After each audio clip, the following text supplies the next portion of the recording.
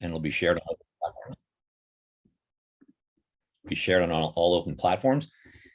Everyone in this webinar is actually open to actually hearing their voices.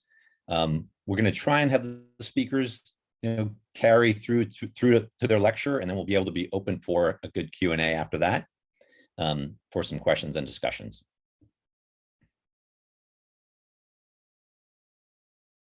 So the primary principle of these webinars and our work with PCORI is that the patients of the different diseases in the world actually are influenced positively in moving treatment forward. And so your input is as critical as anything we're doing. And so trying to learn and understand the limitations of your availability or your barriers to contributions to actually moving the research forward so that we can move toward clinical trial is essential for us to hear from. And the steps we take are meant to be inclusive of all of those with NM, of every age group, of any country. So please be aware that we are open to hearing from everybody and helping and supporting everyone in moving treatments forward. Our agenda today is to review the primary goals of these webinars again, review our timeline for the objective impact that we hope to have over the next 5 years. It's really going to do a deep dive into what a natural history study is and what is involved for the community. And then we'll do we'll discuss outcomes and measurement and some of the meaning behind those things. And then we'll dive into some Q&A with some expert panelists. So joining me today, Dr. Leslie Hayes, pediatric neurologist, Dr. Lindsay Alfano, physical therapist and researcher, I'm going to say it, Gus Jutsapolsky. Gus, I hope I did okay. Our medical director, scientific director for our PCORI project and our project lead. And then Dr. Alan Beggs will be joining for the Q&A section later. For those of you who've tuned into other webinars in the past, this is our effective strategic timeline for the foundation. It's dialed in over the next 5 years, including some work that we hope to have by the end of this year. I'll let you read over them briefly.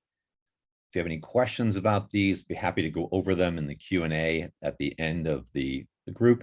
Effectively, our goal is to launch clinical trial in the next 4 to 5 years. And that's going to take some work on our parts to be able to finalize a clinical trial, to be able to support the research mechanisms that actually put us with an effective treatment that's been proven in every other form other than human form, to be able to start a clinical trial. These are some terms that we're going to be using today and you're going to be hearing about. The primary subject of today's webinar is the natural history study. When you think about good science, science needs to be repeatable.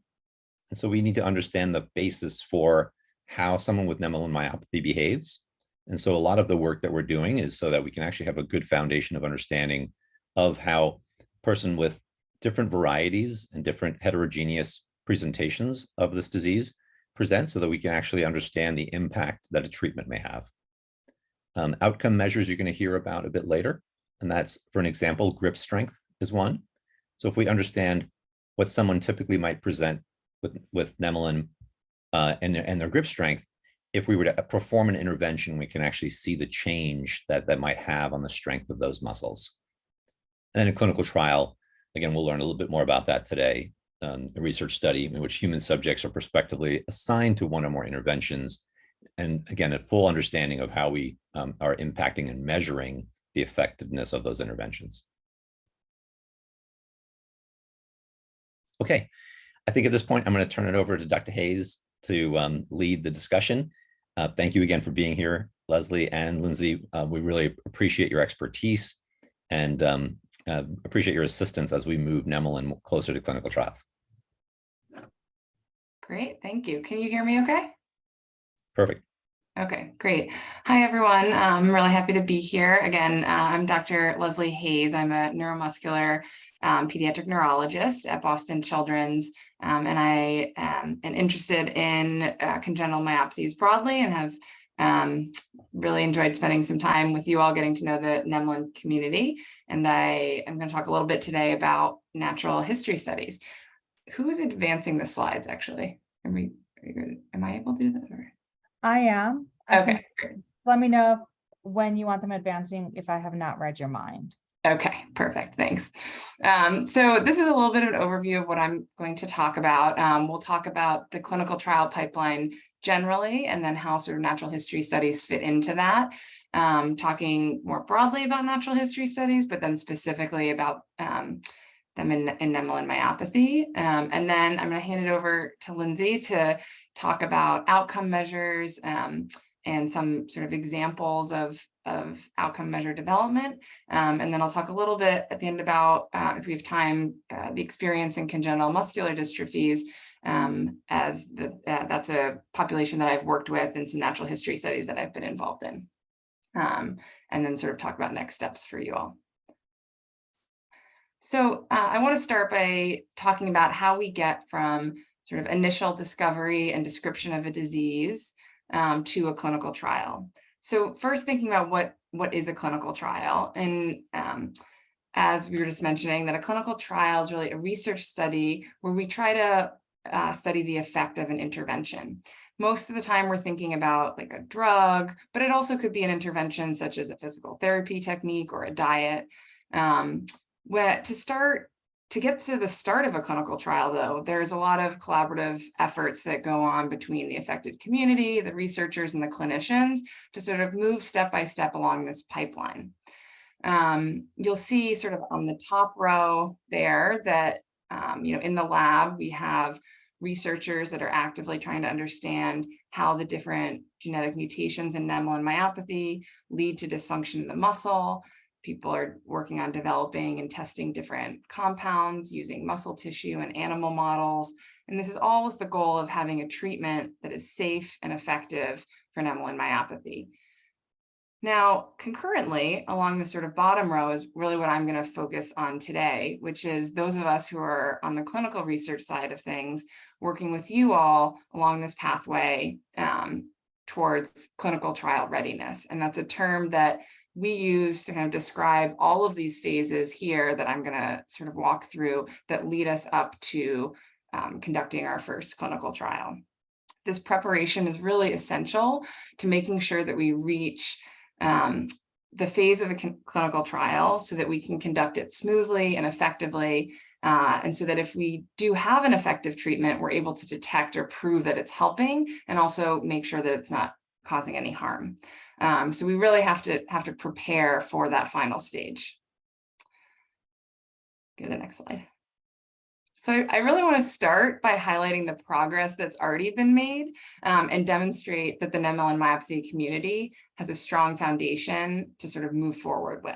So first, you guys have a great and engaged, affected community that's eager to work with us. Here are some photos from the recent Cure CMD conference that I was privileged to be at and meet you all at. There, you guys have conducted this great survey, and a lot of people have indicated they're interested in participating in clinical research. So all of that is super important to start with. Then there's a great patient advocacy group already established, AFBS, and that is super important for helping with collaboration between, again, the researchers and the community, but also, providing direct funding to research efforts and to making sure that your voice is heard when we're sort of developing these treatments, to make sure that you guys are part of the process, and that's really important. There's already a patient registry that we've been collecting clinical data on retrospectively over many years, and enrollment continues to grow. It's an important step. There's a tissue repository that has been talked about at prior webinars. That's really important for the researchers, particularly in the lab, who are using that, to test treatments and understand the disease. And then we've already started to collect some kind of preliminary clinical data, both sort of mostly retrospective data. So, I work with Alan Beggs at Boston Children's, and there's a large database of clinical data that has been really helpful in understanding the disease and starting to prepare for a natural history study. There was already, sort of a preliminary cross-sectional study, cross-sectional meaning kind of mostly one snapshot in time, although a subset of you all participated in assessments that occurred at multiple time points. And that's sort of, I would say, the preliminary step, preliminary view of what a natural history study might be like. And so there's already been sort of the groundwork laid for this sort of project. So then next slide. And so then, what comes next after all of this, after all the progress that's been made? And that's really a natural history study. So a natural history study, kind of more conceptually, is a study of how disease affects individuals over time. But during a natural history study, we aim to observe affected participants longitudinally, so it's with multiple data points, and systematically collect data on all the different aspects of the disease, ranging from motor function to respiratory function to quality of life. And those are all really different aspects to be able to measure and collect data on. So then practically, what might that mean for you all in the Nemaline community? And so I wanted to be able to give you a sense of what it might look like in terms of sort of the nitty-gritty aspects of a natural history study.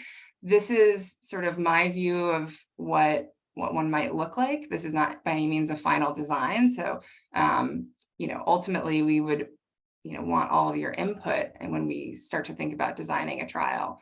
But usually natural history studies involve in-person assessments that occur at intervals ranging between sort of 6 to 12 months.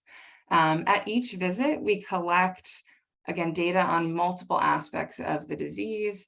There's usually a clinical evaluation with a clinician.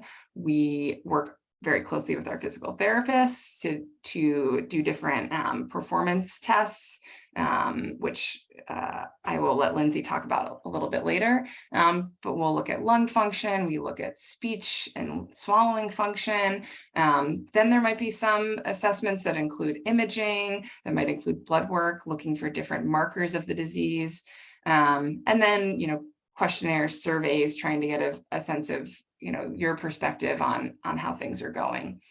Our aim would be to do this at multiple sites because obviously travel is a challenge and definitely one of the sort of burdens of participating in these trials. And so we want to make this sort of as accessible for everyone as we can.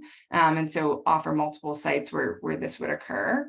And then, we hope to also kind of bridge these in-person assessments with at-home app-based data collection, which is really sort of, especially in the setting of COVID has really accelerated and has provided some interesting opportunities to, collect data from you in your home environment. So we hope to also implement some of that as well. So you might be thinking, wow, that's a really big commitment. That was a long list of things. Is this really necessary? Can we just go straight to clinical trials? And it really is an essential step, again, on that pipeline that I outlined earlier. And there are really three kind of big categories, broadly speaking, of ways that a natural history study is sort of beneficial to the individual and to the community and to the research. So, one, just generally speaking, it helps us better understand the disease and better understand how to measure the aspects of the disease. Natural history studies can also inform clinical care. Sometimes we learn things in natural history studies that help us anticipate or predict, what might happen for patients down the road, which is valuable information for sort of individuals and also the community as a whole. And then what I really hope to talk about, or what really Lindsay is going to talk a lot about, is how natural history studies are essential in identifying outcomes. So outcomes being things that we can measure so that we can we can, when we actually have a clinical trial testing a drug or an intervention, we can make sure we have the best measurement tools to actually detect that the treatment is working. And in order to do that, we have to explore different types of tests, some that have been used in other neuromuscular disorders, but some outcomes that might be unique to this, this population. So that's sort of overall, why it's essential. There's also sort of regulatory reasons why it's essential that natural history studies are sort of the next step. And so I'm going to now pass it on to Lindsay, who's going to talk more about outcome measure development as being a key piece of this. Thanks. Wonderful. Yeah, so just to briefly introduce myself. So I'm Lindsay Alfano. I'm a physical therapist at Nationwide Children's Hospital in Columbus, Ohio, where our physical therapy team sees patients clinically. We also evaluate patients as part of clinical trials or natural history studies. And then we also conduct these sort of outcome measure development studies. So to better understand and develop outcomes that can be ideal for certain patient populations or diagnosis groups. I wanted to kind of start with what is an outcome measure. So a lot of people use this word to refer to different things. So sometimes people talk about it in terms of strength. So as Mark alluded to earlier, we can measure grip strength, we can measure arm, leg strength, and that can be an outcome. So we look at changes over time. My favorite is function. So having a measure of what patients are able to do functionally, whether that's walking or activities of daily living. So brushing hair, grooming, toileting, those sorts of activities. There are also participation level outcomes, which are, how active can you be in the community? How engaged are you in the work environment? What does that look like? There's also quality of life measures, which can be impacted by a lot of things. So often that is impacted by a disease and disease process, but it's also related to, financial concerns or other environmental factors that can impact just the overall quality or rating of the quality of life. There are also biomarkers, which is, I think, a huge category in and of itself. So Dr. Hayes was mentioning earlier, things like MRI, blood draws. Sometimes in natural history studies, they're looking for, early markers of a treatment effect or maybe, a disease progression, whether that's in the blood or urine or using imaging techniques like ultrasound or MRI. So there are a lot of ways that we can measure a person and a disease. And just to kind of reiterate the fact, what these natural history studies are really designed to do is to measure as many things as possible, and at the end, figure out which thing is working the best. So on the next slide, we like to think of these as patient-centered outcomes. So here I want to empower everyone listening. The more you tell your providers, the more you tell your patient advocacy groups and anyone who will listen what is important to you, the more likely that is to get into a clinical trial. So, as a physical therapist, we're spending a lot of time with patients in clinic. We want to make sure that we're using measures that are actually useful clinically. So this isn't all about research. Natural history studies really can feed back into the clinic environment. So we can do tests to figure out what is this, I guess muscle groups are impacted or what function is challenging for particular patients to participate in that diagnostic decision-making process to get to the diagnosis. We also use them to guide clinical care. So I'm not just measuring you because I like to measure you, although I do like to measure things, so I'm in the right career. We use them really to understand if patients are following an expected trajectory. So by doing a natural history study, we understand what a disease should look like. And so sometimes patients fall above that curve, sometimes below, and it's not always because of the disease progression that they fall that way. So it gives us a little bit more information to understand what is related to Nemaline myopathy, what is just your unique body. And it also lets us proactively plan for needs. So, we don't want you to come into the clinic and say, I haven't been able to do this for 4 months. We want to know that something is becoming more challenging to get you equipment you need, support you need, treatment that you may need to maintain that independence. And then it also gives us some data-driven answers. So rather than saying, you look about the same as when I saw you last time, we actually have numbers that we can apply to that. You know, if we are trying different interventions like physical therapy, we can say, oh, your points have gone up 2 in this test and 5 in this test, or maybe this regimen isn't working, we should tweak it. So it really does give us information to feed back to guide your clinical care. What we're kind of talking about today is the use of them for research purposes, where again, we want to be understanding that disease progression. We want to really know what is meaningful change. So a lot of times we'll get to a clinical trial and there'll be an improvement of 1 point, or maybe a slowing of disease progression. And measuring all of these things in advance lets you, again, use your voice to tell us what is meaningful to you, so that investigators can then talk with regulators like the Food and Drug Administration that are looking at these potential treatments to have data to support that you as a community think that this amount of change is meaningful. Novel outcome development, again, is my favorite because I think there are lots of ways to measure things and we can continue to improve that over time, but we can only do that before we get to a trial. It does us no good to have a clinical trial ongoing and us be experimenting with ways of measurement. And then lastly, and I'd say most importantly, this really does build the team and the community. So it allows you to, as I've said, use your voice, tell us what's important to you so that we can make sure that we're finding ways to measure that. It gives us as clinicians experience. We better understand how this disease is progressing, how these outcomes are working. And it also shows investigators, sponsors, that this is an engaged community that's motivated to move things forward. And so pulling all of this together, I hope you agree with me that natural history studies are really the greatest. So with that, I wanted to start here. If we're talking about outcomes, one size does not fit all. So just as we would not expect all of these animals to climb this tree, that is not a fair test. We as a community should not expect that every one outcome measure will be the perfect outcome measure for every person and every disease.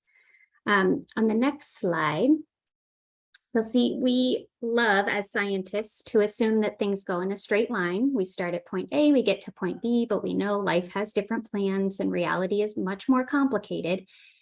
You all are different. We are all different. The same condition is variable and different across different people.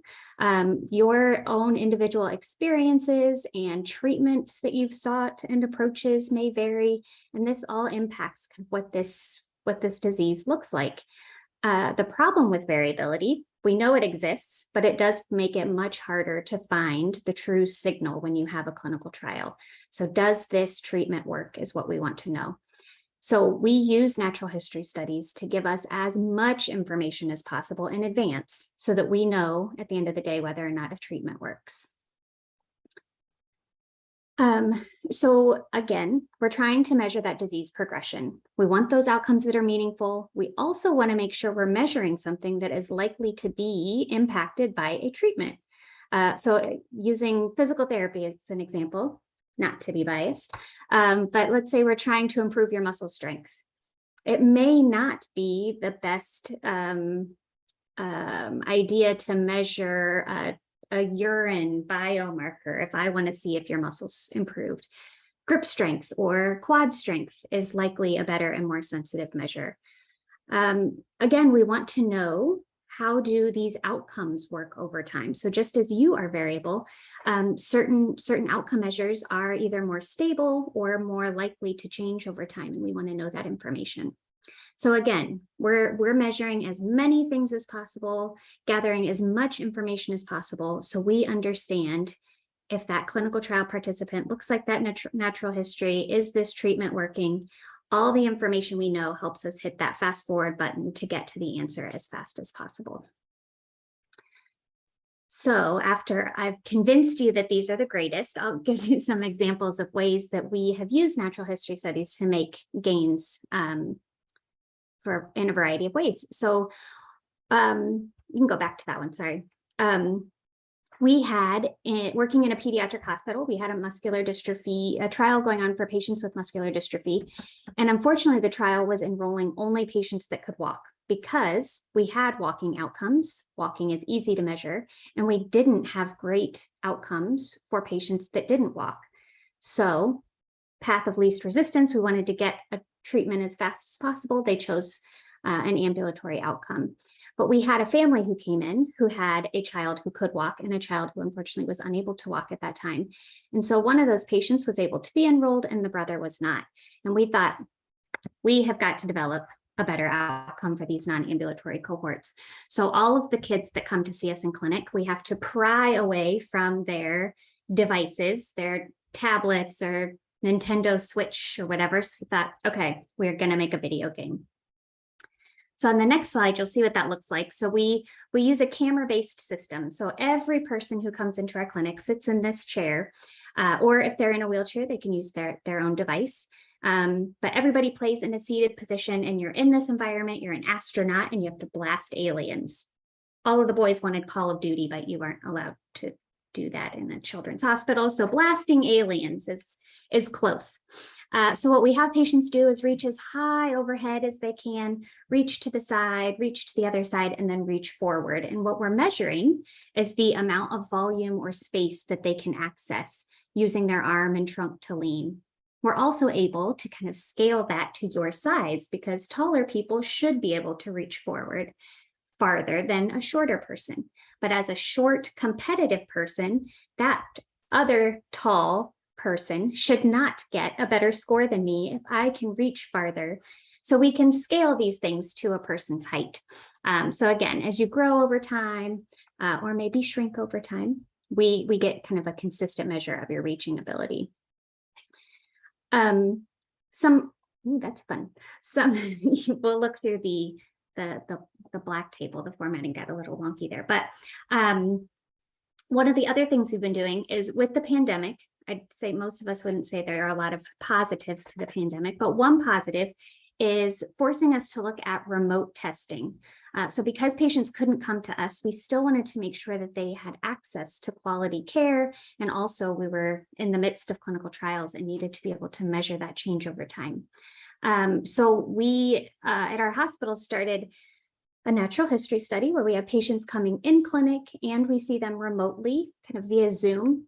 We do the same assessments in the home environment to see how consistent or variable are these tests across environments, because we can't just tell regulators like the FDA, trust me, it works. It's the same at home as it is in the clinic. They never believe us. So some of the rows you can't see. So there are the moral of the story is there are pros and cons to remote testing. We're still learning about these, but just at a high level, they're completely feasible to do. So it is possible. One of those, the first line says that we are testing you at home, which means you don't have to travel to the clinic.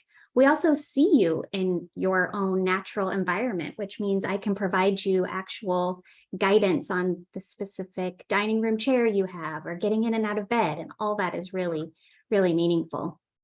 Testing has been incredibly safe to date. So that was I'd say my biggest hesitation to start was, can we do this safely? I'm asking patients to do things that are really hard and, can be borderline unsafe. So can we safely do this without me right there to catch a person? And the answer is yes, we can. We also, the last line tells us that it's reliable at home. So we've been able to get a consistent performance in the home. One of our worries is there are a lot of variables we can't control. Like I've met a lot of pets, children run through, grandchildren run through the screen. But despite all of those variables we can't control, we do get very reliable data within the home environment. There are some negatives or setbacks to that home environment. So the first that I have is we can't do everything at home. So one of our tests, or a test you may have heard of, like the 6-minute walk, where we do a 100-meter time test. It's on a really long 25-meter track. Most patients, myself included, do not have a 25-meter space in the home. That's a big straight line. So we can't do some of those assessments. There is some differently, I guess, added burden to the family where we do ask caregivers, friends, family to help video, to maybe help with some of the assessments and administering some of the assessments. So it is a little bit more active participation for the whole family. And then the last note that I have here is that there is a little bit more variability for some of these tests between that home and clinic environment. So we have very specific equipment that we use in a clinic that isn't always available in your home. And so that leads to a little bit more variability in the data. But all in all, it is something that's possible to do. It's something that we are looking into because I think likely clinical trials will move toward more of this hybrid setup moving forward. So at that, I'll pass it back to you, Dr. Hayes, to talk about more examples. So some of you who were at the Cure CMD conference may have heard Dr. Reagan Foley from the NIH talking about the natural history study in collagen 6 and LAMA2 related dystrophies. This was a study that I had the opportunity to be involved in a while back, and thought that it was a nice example of sort of how natural history studies can then lead to clinical trials. So, you know, this was a study that occurred over 5 years, annual assessments. As you'll see, they measured a lot of things. You don't need to look at the details of that figure on the right, but the point is there were lots of different things measured, and you can see some of those lines are all over the place, but some of them seem to have a clear pattern that a lot of people follow. And so by studying multiple things, they were able to then decide which are the items, which are the measurements are, you know, worth using for a clinical trial. So next slide. So then using this data from the natural history study, it led right into the first clinical trial. It was called Callisto, studying a pill in congenital muscular dystrophy. And it really was that natural history study that was able to inform what was sort of used and the data that was collected as part of this study, in addition to some of like the safety and what we call pharmacokinetic stuff that is important, but also, you know, they used the assessments from the natural history study, and that data was really important when they were applying for the you know, for the approval to start the trial. So I think that's, you know, one example of where that disease group has really made progress, and I think the natural history study helped them move forward in the sort of the clinical trial pipeline. And so, you know, that is something, that is how, you know, I would hope that the Nemaline myopathy community, the path that we would go down as well. So I think then, you know, the question is, well, where do, you know, we've just talked about natural history studies. We've talked about that being the next step. You know, how can you guys get involved? And I think, you know, at the very end there, ultimately participation in the natural history study is going to be really important. As many of you know, the Nemaline myopathy is what we call a heterogeneous or quite a variable disease, and everyone's experience is different. And so we really need to get as many people as we can enrolled in a natural history study so that we can make sure that we understand all the different trajectories that people take. And so that we're not just, you know, studying one particular subtype or path. And sort of leading up to actually starting a natural history study, we want you to be involved with AFBS, because obviously they're going to be in, you know, AFBS is an essential partner in this. Stay connected through the patient registry. And then, you know, we would like to start gathering input from you guys in the community about what should we be studying? What are things that are important to you? What aspects of the disease are important to you? To make sure that when we do design our natural history study, that it is, you know, incorporating all the aspects. And, you know, as a clinician who sees patients with Nemaline myopathy, I think I have an idea, and I think I have my list, but you guys are going to have even more ideas, you know, living with Nemaline myopathy every day. So your input's really important there. And then again, as I said, participation in the end is really crucial so that we can gather the important data and prepare for clinical trials. You can also complete the post-webinar survey. Thank you so much to our speakers, Drs. Alfano and Hayes. I really appreciate your insight and expertise. And I think our next step is, if we don't mind, Kate, can we move out of the presenting mode? Let's open things up a little bit for anyone who's interested in either putting a question in the chat, and I'll be happy to facilitate, or if anyone's interested in just unmuting and asking any questions they may have. I think going back over some of the goals, for this coming year for the foundation, our goals are to increase participation in the registry. I see, I think Samantha Jacobson was on the call, and she's actually now helping us directly with the foundation. So she's someone who just joined our group recently to be able to facilitate getting confirmation of everyone's status on the registry, and they've been helping people assist and coordinate in getting confirmation of the genetic diagnosis as well, so we can improve our numbers in the presentation to different companies and industry that may have targets for treatment. So that's really important. The tissue repository work is very important. Stacy Cossette's on the line if you have any questions about how to contribute tissue samples in any way. And then we have our researchers here for questions. So we'd love to open it up. Anyone that has any questions? I don't see anything in the chat yet. And Kate, if you let me know if anything pops up I don't think there's a Q&A side here this time. I think one question just popped up in the chat. Okay. So can we participate in natural history when we live outside the US? So I think that's I'm not sure the answer to that yet, because we, haven't identified all the identified the sites at this point, or determined the sites. So it'll ultimately depend on whether you're open to traveling to one of those sites and the proximity to that. I think, as we both talked about, we do hope to incorporate a kind of remote data collection aspect of a natural history study. Obviously, that is only going to give us a subset of data, but for those who do live outside the US or really can't travel to different sites, we may be able to have a pathway for at least contributing that data. And I think that will be helpful for our international community.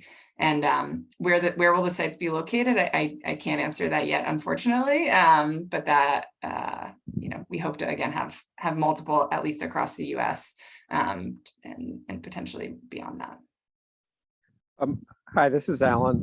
I can also add a little bit to that. Yeah. And I'll just say that what Leslie and Lindsay have been talking about are plans that we're making here in the United States together with AFBS, but we're also part of a larger international community. There's very active research going on in Europe, and many of us have been part of the European Neuromuscular Center consortia on Nemaline myopathy, and through there we've had discussions led by Karsten Bonneman and Laurent Servet, who is at Oxford. And there's almost certainly something going to be going on in Europe. And Laurent Servet is probably planning that. And then in addition, I know there's quite a bit of interest in Sao Paulo for Brazil and South America. So our intention is to develop these natural history trials in a way that we're doing similar things in all these locations with the ability to combine data. Because of course, with a rare condition, we need to have the greatest numbers as possible. And we have to take into account the numbers of patients with variants or Nemaline myopathy caused by different genes. So stay tuned, but almost certainly there are going to be opportunities, hopefully around the world.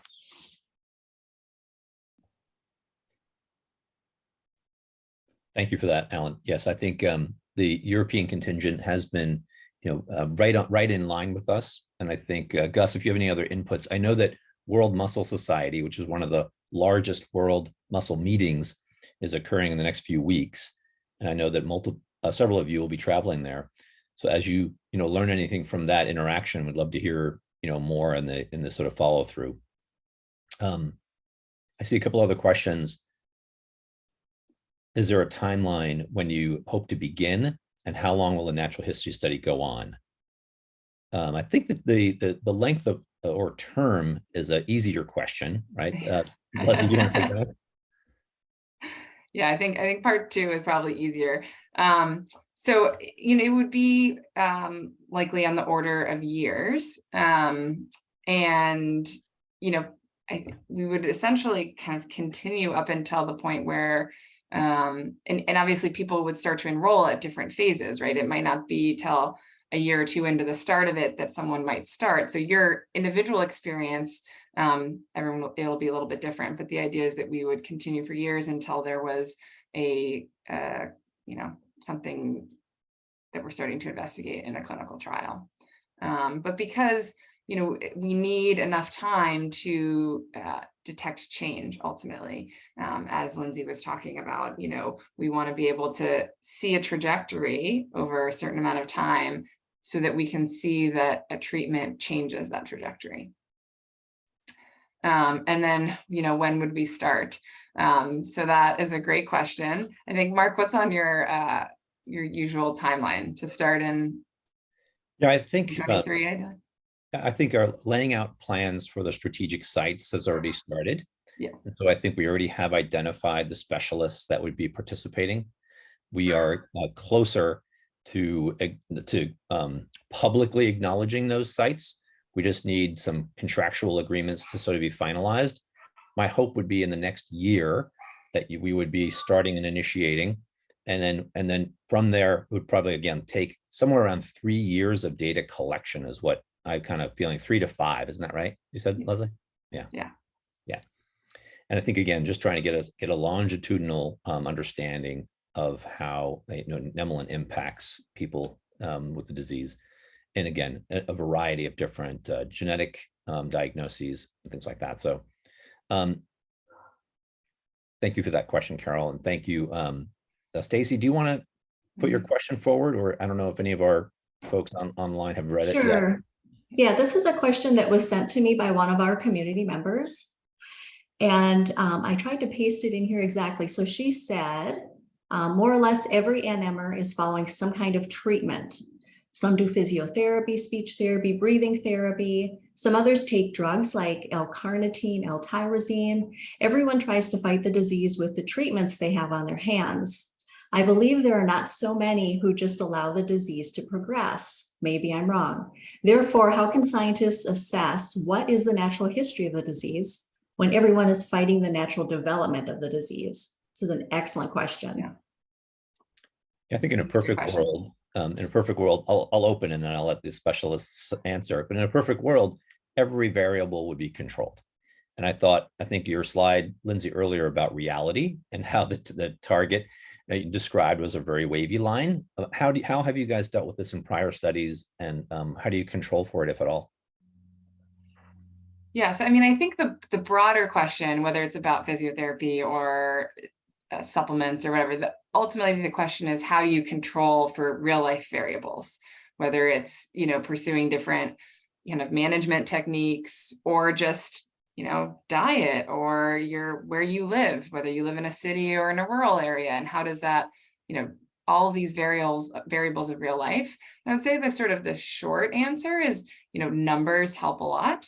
If we can get larger numbers of systematically collected data, we can try to sort of wash out the noise. And I think Lindsay's slide with the this, my favorite signal graphic, basically we're trying to, by having more numbers, we can have a clearer picture of the disease progression and the different variables. And obviously we do collect information about we would collect what medications you're taking and what your physical therapy regimen is, to try to make sure we, take those things into account. But ultimately, having larger numbers of participants would allow for us to sort of smooth out those variables. Yeah, I would just add to that I think the another benefit of natural history studies is sometimes we accidentally find answers to those questions.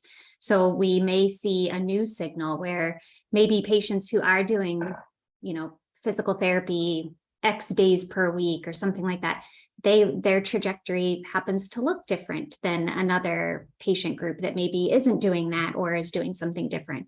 But again, to Leslie's point, the more patients we have, the more you can tease out that information. So if you only have 10 patients in a natural history study, they're all going to be doing different things. We'll gather as much information as we can, but it is hard to pull out some of those group effects. But if you have 100 patients, you can start to see some clusters that maybe were expected or unexpected. So again, we gather as much information as we can to try to find as many answers as we can.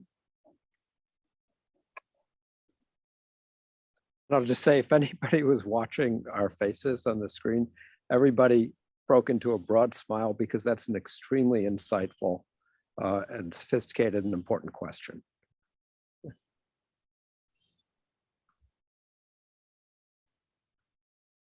Thanks, team. Okay, anyone else have any other questions? I do have a question. I'm wondering about genetic confirmation. I'm assuming that would be one of the inclusion criteria. So can you speak to that? And then also, would it be important to sort of group participants in a natural history study according to which gene is mutated or has a variant in it? So I'm going to start with part two. So I think, yes, we would sort of create subgroups within the larger participation group. And that could be by gene. It also could be by age. I mean, there are lots of different, we call it like subgroup analyses that we could do. Again, really depending on what numbers we have in each of those subgroups. But yes, we would look at, we would collect the data across the board and then look at these smaller groups within that. In terms of the gene confirmation, so I think we would encourage everyone to try to get confirmed, because then we can really put people into a subgroup. But there's also, in a natural history study, there also may be the ability to include people who have a biopsy confirmed diagnosis, but don't necessarily have the genetic diagnosis. I think we would want to work with folks, and Alan could probably even speak to this more about, resources that we can offer for those participating to try to understand their underlying gene. Yeah, I mean, I could just say that I think that there would be a requirement for having been tested as part of the inclusion criteria, because we absolutely do want to know your genotype, and we want to be able to ask questions about whether or not one gene is different from the effects of another one. That said, and that would be part of the study, and that would be something that we would arrange to have done through the study if it hasn't already been done. But as Leslie said, we haven't decided, but we wouldn't want to exclude people simply because your mutation is unable to be found. Because there are, for example, the Nemaline gene you may know is very large and complicated.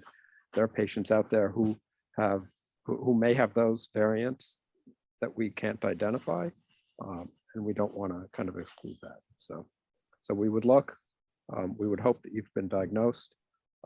As part of a research study, depending on how the testing was done, if it wasn't a clinical test, then there would be arrangements made to have that test repeated in a clinical setting, so you could certainly know about the results.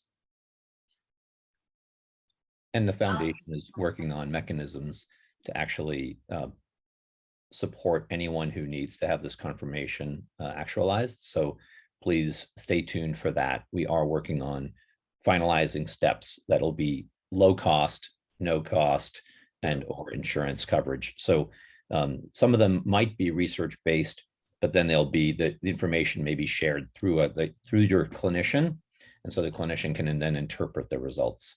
Gus, I don't know if you have anything more directly to say about that, or Alan, go ahead. Can I just quickly add, right now, if there's anybody on this call, or if you know of anybody who hasn't been tested, we can arrange to do it on a research basis through enrollment in my lab's research protocol.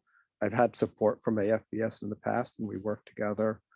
Anything that we find doing a research test can't be used clinically and returned to the medical record directly, but it can then be used to order a clinical confirmation. And because we've already found the proverbial needle in the haystack, that kind of a test is much cheaper. It's usually just a couple of $100. And that's something that there's no formal policy about yet, but I think, Mark, that I think AFBS is thinking of ways to help cover that if insurance doesn't. Although I have to say that increasingly now insurance does cover it. And again, we as researchers work with your physicians to help have that done and hopefully even paid for by insurance. So don't wait at this point if you don't have a diagnosis, if you've never been tested. Gus, did you want to add to that? Sorry. Alan, also, is it a blood draw or is it a cheek swab? It can be a saliva sample, but extracting DNA from blood is more reliable. And it also gives us an opportunity to use some newer tests that look at very large pieces of DNA to try to find some mutations that can't be found otherwise with saliva. So we prefer the blood, but it's not an absolute requirement. And it often depends on the particular discussion we have with the family. Is there a level of confidence in which after you receive saliva, you could say that you needed to have the blood to support it? Or you feel like, I guess is it worth staging if it's simplistically easier and cheaper to start with phase 1? So the first line test, which is so-called whole exome sequencing, or sometimes even whole genome sequencing, looking at short stretches of DNA, that can usually be done from saliva. And if the results come out well, then we know that is a good result. If we haven't found a genetic change, then we may need to look at so-called long read sequencing, looking at very large pieces of DNA, and that would need blood. So we would know that. So certainly there could be a two-step process. And anybody who was truly averse to having blood drawn, or some children, it's difficult. Certainly we can always start with saliva. So it's not a reason to not look into getting tested. I was just going to add a little tangential comment to this discussion, just that one of the indirect, or I guess direct, benefits of participating in a natural history study where you're not receiving a treatment is you do have access to expert sites. So not everyone is, at a site where, your neurologist may be an expert in Nemaline myopathy, but participation in these trials does give you the ear of people that are specializing in this and are really interested. And that, I think that's if you're still on the fence, hopefully that will push you to participation in a natural history trial. I see questions about enrolling and testing individuals in the EU. And yes, absolutely. My lab's protocol allows for the enrollment of patients from around the world. We have consent forms available in several different languages, including in Spanish. And so that's not a reason not to reach out to us. We'd be happy to enroll and can return results in the same way. Also, I see Sarah is asking about long read sequencing testing commercially. And the answer is that right now, commercial diagnostic labs are not offering long read sequencing on a regular basis for clinical tests. We're actually, my lab and others are working with some of these groups to validate that and bring it online. But a research result that's derived from long read sequencing can often still be confirmed using standard clinical tests, because of course now you know what that needle is to look for. Just because we find a mutation via long read sequencing doesn't mean it can't be confirmed through a clinical test and used clinically. And Alan, there's also a question. What I'm hearing is that a biopsy showing rods is not necessary. Would you like to address that one? Sure. As in the past, so Nemaline myopathy is what we call a clinical pathological diagnosis. And what that means is to say that somebody had Nemaline myopathy, we needed to have a clinical picture of weakness or a congenital myopathy, or the type of clinical findings that Drs. Hayes and Alfano were talking about, together with pathology, which is essentially means looking at, in this case, the muscle under the microscope and seeing the Nemaline rods. So a weak individual with Nemaline rods under the microscope in their muscle, that led to the diagnosis of Nemaline myopathy. Now we know a number of genes. We know 11 or 12 genes, depending on how you like to count them, that if you have a particular mutation in one of those, that causes what we consider to be Nemaline myopathy. So in many cases, nowadays, individuals are getting diagnosed just by genetic testing. And we consider that diagnosis to be just as secure as one that is derived from the combination of that with muscle biopsy. That said, there are some patients in whom we can't find the mutations, so the muscle biopsy can be used to establish the diagnosis in those cases. And as scientists, and in terms of trying to understand the biology, it does help to be able to look at the muscle under the microscope. So for example, when we enroll individuals into our research protocol, we always ask if we could look at the muscle biopsy, but we don't request or require or even encourage people to get a biopsy if they haven't had one already, because of course it is a slightly risky procedure. Any medical procedure has some risk, and it is expensive, and it involves a little bit of pain at the time of biopsy. So it's good to have. It informs the research.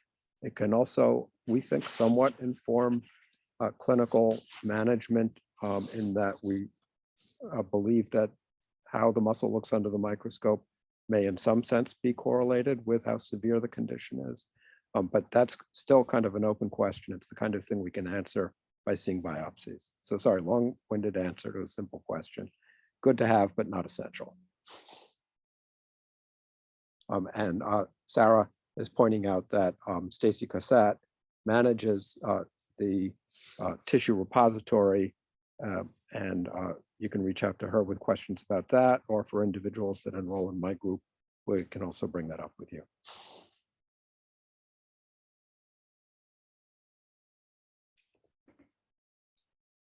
I think if I can lean on Gus and Alan here, some of the research that we're currently funding are looking at opportunities with FDA approved drugs. And some of them have been tested in lower animal forms and in human cell form in the Petri dish, and have shown to some effective results. And so I think just knowing that we've got some potential treatments in the pipeline make the onus to move the natural history work forward even more imperative. So the idea of trying to get participants to finalize all these different details, update their registry, get any samples out to the CMDTR as possible, and get connected and follow along with us as we take these steps and identify the different centers that will initiate the natural history work would be critical steps. Yeah, Gus, do you want to quickly run through the relevant parts of the AFBS grants portfolio, and then I can expand on anything that people have questions on? Yes, as Mark very well said, we are funding different types of research, looking at different types of treatment. One case is small molecules, drugs that were already approved, that they are being tested in patient cells with specific gene mutations, or in animal models made also for gene-specific mutations. And on the other side, we also are funding research on potential gene therapies or therapies that modify the genes. So these are all basic and preclinical studies that we want to accelerate and move to the next step, that would be translation patients. Yeah, I think in general, Carol, your question is a good one about what do we mean by treatment? I think there are some long-term interventions looking at genetic modifications and genetic therapies that hope to function from a curative value. And then there are more can we offer 10 or 15% improvement in muscle function on the skeletal muscle envelope? And that's one of these other projects that we're talking about that are probably a little bit more down, close in the pipeline, and on the spectrum of 3, 4, 5 years of projects to be able to get us to a place where we can deliver something safely to someone with Nemaline myopathy. So I think the elements that look at the muscle's energy in the mitochondria, that is one thing we're funding. I think the idea of affinity between the actin and myosin filaments is another one that we're funding. And a lot of these are showing developments in how fast or how long the fish can swim, the fish with Nemaline myopathy can swim, and even some cellular change, positive human cell change that actually is making positive progress as well. So the fact that we have some progress in the human cell form and in the lower forms of the animals are great stepping stones.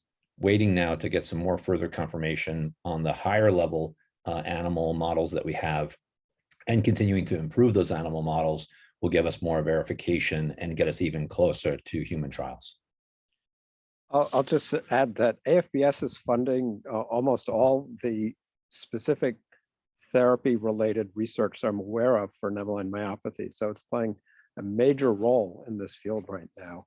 But one of the problems is that you've probably heard that to develop a drug takes more than $1 billion and 10 years of research, and it's often done by big pharmaceutical companies. And a big problem is with rare diseases in general, and Nemaline myopathy in particular, is that there's almost no pharmaceutical companies or biotechnology companies focusing on this.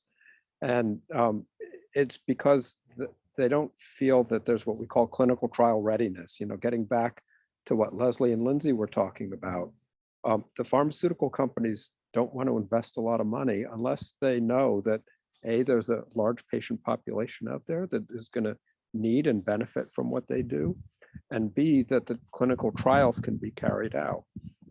And so by creating a registry and being able to say we've got X number of 100 or even better 1,000 patients with this condition who need treatment, and to be able to say we know how to measure the benefits of a drug, these are major incentives to the large companies who can invest, you know, instead of several hundreds of thousands of dollars, which, don't get me wrong, that's transformative and critical for those of us doing this research. But ultimately, to carry these things through takes millions and as much as you know $500 million or more over time. So what we need to do is kind of catalyze this progress, get started, and bring things to the level where then industry can kind of take over and push it across to the final line. Alan and Gus in particular have been involved in some discussions we've been having semi-regularly with industry scientist heads. Sam Lipsick, who is on our board, is an adult with Nemaline myopathy from New York City. And he actually brought in an old business school mate that had a fair amount of success at a cardiac muscle biotech.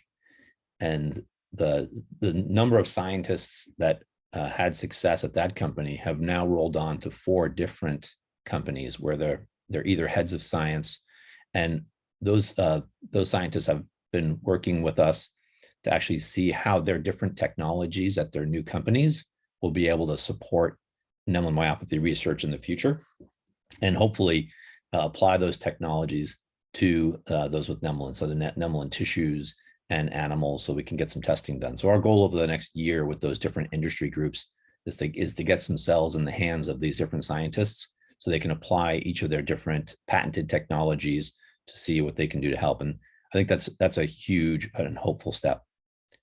I think Aaron has a question that talks about, is there, when it comes to clinical trials, are there any age ranges that are typically, I guess, started off with? And then do you think there would be an age that will not benefit from treatment, and or i.e. over a certain age that will not see beneficial results? I think we've heard this question before, and I think in general terms, our hopes that certain treatments will be able to affect globally everyone across the board with some benefit. I think that we have heard, and I'll say a few things, and Alan and Gus can correct me if I'm wrong, that it tends to probably be that if we're trying to do a genetic modification, someone who's been through a long-term physical ailments where the muscle is not functioning as well as we'd like it to, that the recovery from a long-standing depletion of muscle use may be difficult and challenging to recover from. That's what I understand. And the younger interventions may be more beneficial, but we're still hopeful that each of these interventions will have some positive impact on the muscles that are active and have been under use. Is that a fair statement, gentlemen and ladies? Yeah, totally agree. I remember at one of the very first conferences that we ever held, Mark, one of the patient families approached me and they wanted to talk with me about the potential of a treatment and kind of what we should be thinking about. This was many years ago. And something that I told her that I think is still relevant for all of us on this call is maintain what you have. Do whatever you can to keep what function you have. So that way, when a treatment is available, that's your starting point, as opposed to starting from a much different level that, you have a greater gap between where you're at and where you want to be. Is that something that, Alan, you can speak to? Yeah, I mean, I think actually Leslie and Lindsay may be more qualified to talk about this, but clearly, as a non-clinician, I can say that, the better shape you're in at the time, the better chance you have to benefit from any treatment, regardless of what type it is. Fortunately, Nemaline myopathy is not like muscular dystrophy in that in muscular dystrophy, the muscle breaks down and eventually is lost and replaced by scar tissue, by fat and connective tissue. And once those muscle cells are gone and no longer able to regenerate, it's very hard to imagine how we can actually replace and grow more muscle. In contrast, in many patients with Nemaline myopathy, the muscle is more stable. It isn't breaking down and dying over time. It's just not contracting as well as it should. And so the progression to weakness is much slower than in muscular dystrophy.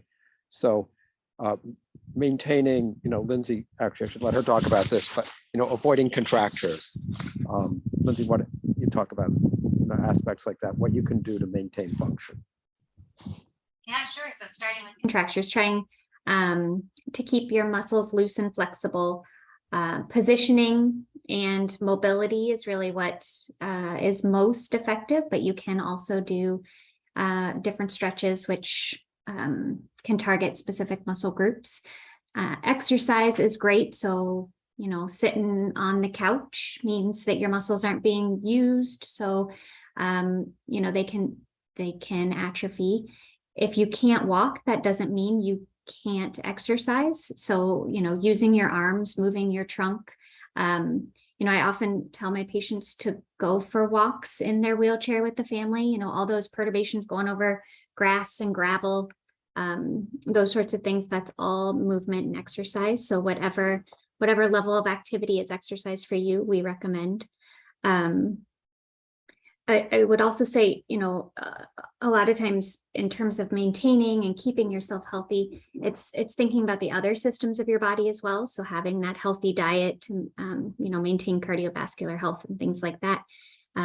Trying to keep yourself as healthy as you can be, so that, future medications aren't interacting with other heart meds or, whatever else. And we recommend working with kind of your local team to make sure that you're getting an exercise regimen that's safe for you, and that, you don't have to be seeing a physical therapist once a week for your entire life, but having an expert that you can check in with to make things harder for you or easier for you as your body changes is always a great suggestion.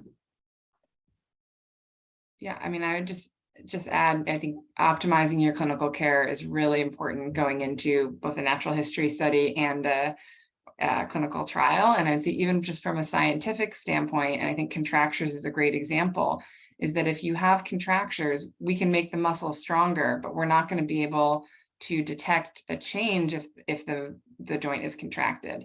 And so, similarly, we want everyone to come in sort of with their strength and their breathing function and their swallowing speech function as optimized as possible, so that we can find building that we can build upon that with the treatments that we're trying, and not, for example, if sometimes when you're participating in a clinical trial, all of a sudden you're seeing a physical therapist all the time, and that's a lot more than you do typically. And sometimes there's actually a benefit that comes with that just by participating in the clinical trial, and we don't want to kind of confuse benefit, whether we're attributing benefit to just regular engagement with a physical therapist versus related to the treatment. So they're actually really like scientific kind of study design reasons why it's really important that everyone come in with their clinical care fully optimized.